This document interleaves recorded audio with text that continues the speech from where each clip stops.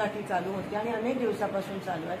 गावबंदी आहे त्याचा मी रिस्पेक्ट करते, पण काही लोक आंदोलकांच्या नावाने, ते आंदोलक नाही आहेत आणि का मराठा आंदोलनाला समर्थन आहे, पण भाजपची लोक आंदोलकाचं नाव पुढे घेऊन येत आहेत आणि त्यांनी आता माझ्या गाडीवर आणि माझ्यावर हल्ला करण्याचा प्रयत्न केला. ते बीजेपीचेच होते आणि त्यांनी माझ्या गाडीला फोडण्याचा प्रयत्न केला. मी संयमाने गाडीत बसली, मी काही बोलली नाही, माझी काच वर होती, त्यांना मी ते करू दिलं. मग ते लिमिटच्या बाहेर गेलं आणि मग मी उतरली आणि त्यांना ओरडली आणि सांगितलं माझ्या गाडीला हात नका लावू. पण ते ऐकण्याच्या मनस्थितीत नव्हते आणि एका महिला आमदाराच्या अंगावर येण्याचा त्या ठिकाणी प्रयत्न केला, माझ्या गाडीची तोडफोड केली.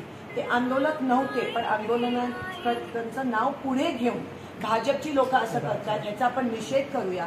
आणि मला असं वाटतं की जरांगे पाटीलजींनी पण नोंद करावी, कारण का भाजप कसा आहे या गोष्टीचा फायदा करून आमच्यावर, महिला काँग्रेसच्या आमदारांवर हल्ला करण्याचा प्रयत्न करतो. ते खरं तर शिवरायांची शिकवण आहे की महिलांच्या बाबतीत आपण जाणतो कल्याणच्या सुविधांची सुनासित काय आव्हान असेल मराठा समाजाला या माध्यमात? पण हे नव्हतेच, आंदोलक नव्हते, भाजपचे होते, पण त्यांनी नाव त्यांचं वापरत होते आणि कुठेतरी आपलं जे आंदोलन चाललंय, संघर्ष चाललाय, जो व्यवस्थित चाललाय जरांगे पाटलांच्या नेतृत्वामध्ये, त्यांना हे गालबोट लावायचा बीजेपी प्रयत्न करत आहे आणि त्या गोष्टीचा मी निषेध करते.